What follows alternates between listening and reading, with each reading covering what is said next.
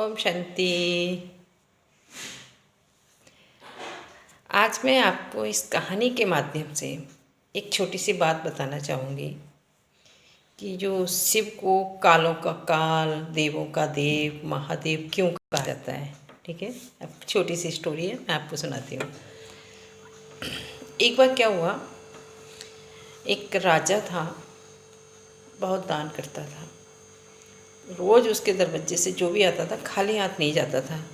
तो एक बार एक भिखारी आया, तो उसने सोचा राजा इतना कहाँ से लाता है, इतने लोगों को रोज़ देता है और फिर भी इसके पास भरपूर है, आखिर ये लाता कहाँ से है, मुझे इस चीज़ का पता लगाना चाहिए।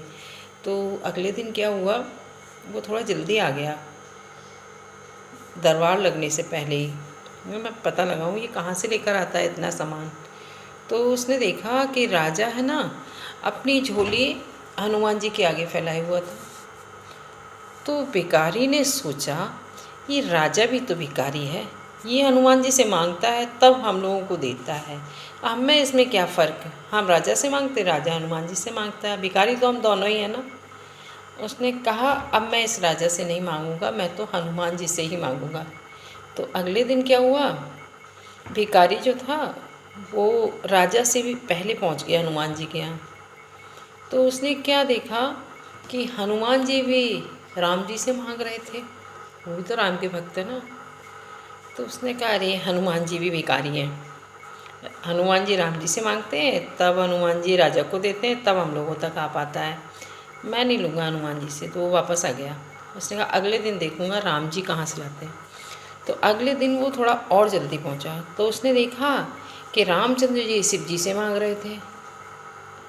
तो उसने सोचा अब मुझे पता चल गया सबको कहाँ से मिलता है, शिव से राम जी लेते हैं, राम से हनुमान जी लेते हैं, हनुमान जी से राजा लेता है, उसके बाद वो जनता को देता है, क्यों ना मैं भी शिव जी से मांगूँ।